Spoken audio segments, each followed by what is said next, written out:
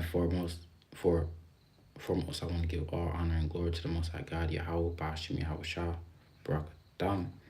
Today gonna be a breakdown on loving the poor, the widow, and the less fortunate, and stop mistreating the poor, the widow, and the less fortunate, and knowing how to conduct yourself with the poor, the widow, and the less fortunate. I'm gonna get this quick precept for you real quick. This is the book of Deuteronomy, chapter 8. I'm gonna start at verse 6. It says, "Therefore thou shalt keep the commandments of the Lord thy God, and to walk in his ways, to fear him. For the Lord thy God brought thee out unto a good land, a land of brooks, of water, of fountains and deeps. The springs are of the valleys and hills." And I'm going to stay right here. "A land of wheat and barley and vines and fig trees and pomegranates, and land of oil and honey. A land wherein thou shalt eat bread without scareness, and thou shalt not lack anything in it. A land whose stones are iron, and out of whose hills thou mayest dig brass. And when thou hast eaten and art full, then shalt thou bless the Lord thy God for the good land which thou hast gotten." And that's what a lot of our people do. They eat and they get full, and they forget that the Lord blessed them with this land for keeping the commandments. Everything that you got, the Lord gave that to you because you were living and other reasons of that sort. But everything that you got ultimately is a blessing of the Lord that he gave it to you. But when it comes to keeping the commandments, to keep that stuff, our people turn away from it and don't want to do it no more. I'm going to continue on that. It says, "And when thou hast eaten and art full, then shalt thou bless the Lord thy God for the good land which he hath given thee. Beware that thou forget not the Lord thy God, and not keeping his commandments and his judgments and his statutes, which I command thee this day." So you are the fortunate. You are not the ones who need somebody to help you and give to you and look out for you in every aspect. Sometimes you might need somebody to look out for you, but if you can do everything, then you must take that gift and give it to someone else. If you do not, then you will be neglecting your job as an Israelite. You will be neglecting the law, statutes, and commandments as God's chosen people. And if you neglect him, he's going to neglect you. That's Leviticus 26 and 26. It says, "Beware that thou forget not the Lord thy God, and keeping his commandments and his judgments and his statutes, which I command thee this day. Lest when thou hast eaten and art full, and hast built goodly houses and dwelt therein." And that's what our people are doing. They eating, they got full, they built goodly houses, they doing things of that sort.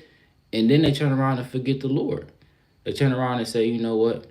I don't got to do that no more. I don't do all this. I'm good." And all this unnecessary stuff. Don't want to care about the Lord no more. It says, "Then shall thy heart be lifted up, and thou forget the Lord thy God, which brought thee forth out of the land of Egypt, from the house of bondage, which led thee through great and terrible wilderness, wherein were fiery serpents and scorpions and droughts, where there was no water, who brought thee forth out of the rock of flint." And that's what our people do. They forget about that. At some point you didn't have it. At some point you were less fortunate, and the Lord helped you, and he made you feel like you was the one who did all these things when the Lord was ultimately giving it to you. He was walking you through it. He was giving you this stuff so you can give it to someone else. You read about that in Luke 18 and 18 chapter. He said, "I keep all the commandments. I have did all this since I was young." And then the Lord told him, "You did everything. You did.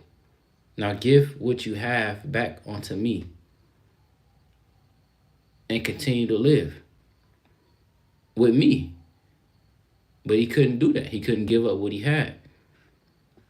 This is verse 16. "Who fed thee in the wilderness with manna, which thy fathers knew not, that he might humble thee, that he might prove thee to do thee good at thy later end." And that's what the Lord desired to do. He desired to do the nation of Israel good in the later end.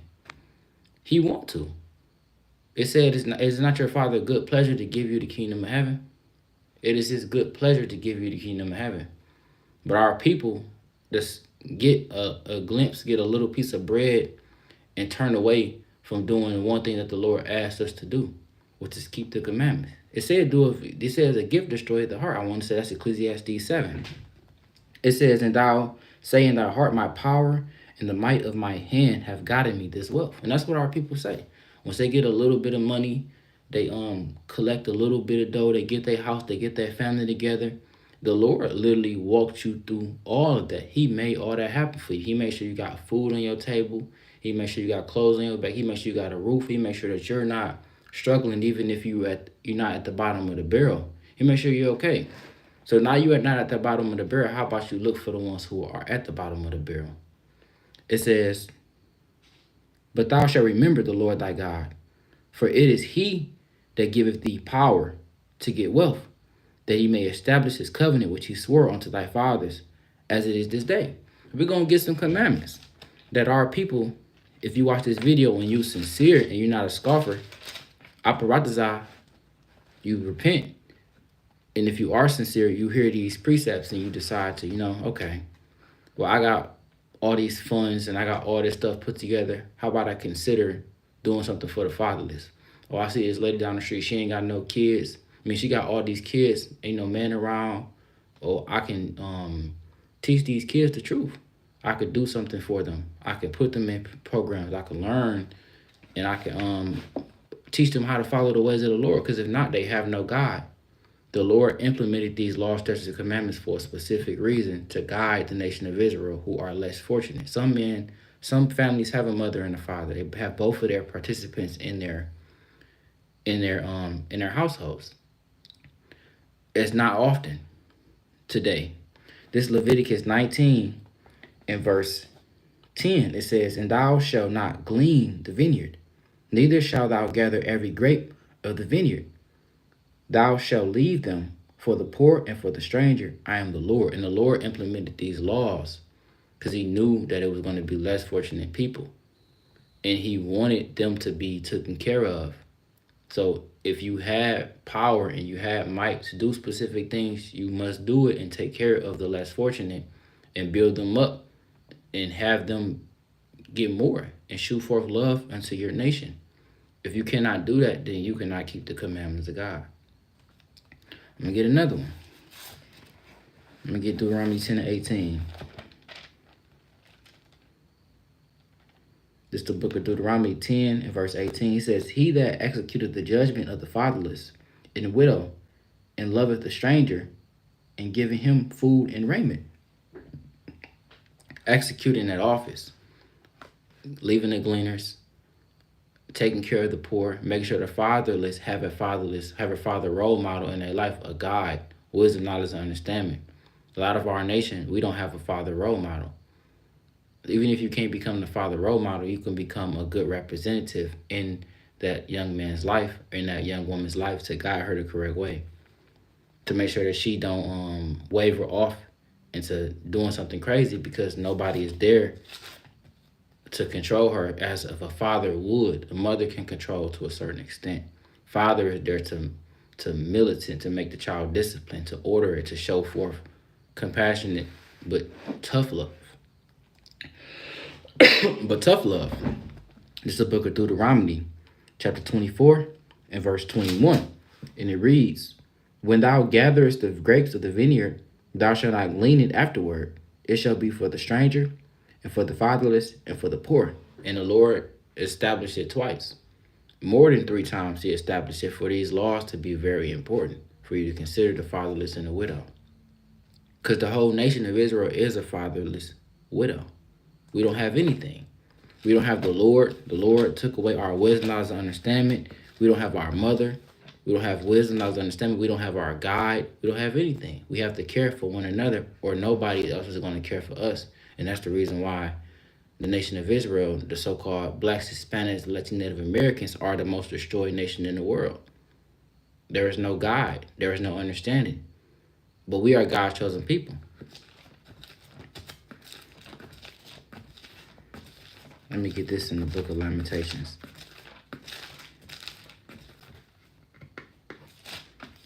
This is the book of Lamentations, chapter 5 and verse 3, and it reads, We are orphans.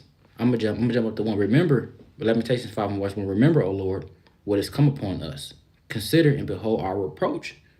Jeremiah is speaking about the nation of Israel. He said, "Consider of all these curses that has come upon us, Salakia.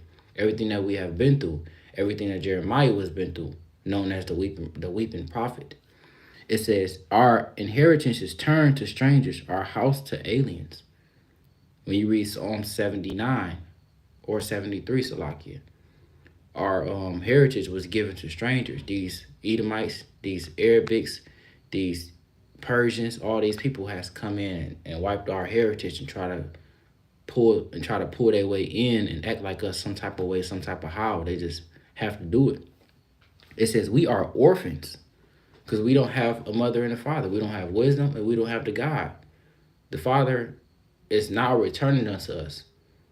And that's the reason why you have men growing up everywhere, returning back unto the Lord and giving more wisdom.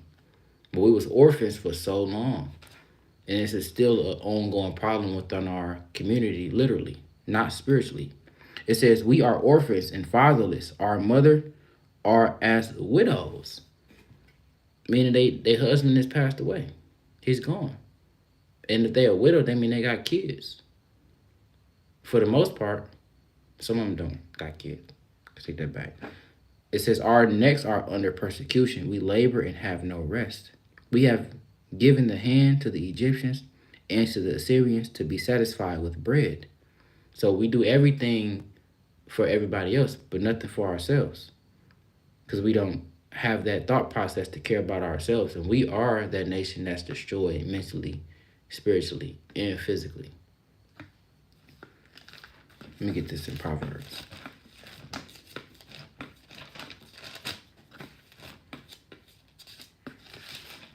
This is the book of Proverbs, chapter 31. In verse 8, it says, open thy mouth for the dumb and the cause of all, such as are appointed to destruction. Dumb do not mean that you don't know what you're talking about. You're illiterate, you're slow. Dumb is talking about you don't know how to speak. You're deaf, you're blind, you have a disability. And the men who the Lord ordained to come out and speak, they must come out and speak for the dumb. They must proclaim that cause and say, hey, you're reaping all your gleaning, so you're not giving nothing to the poor.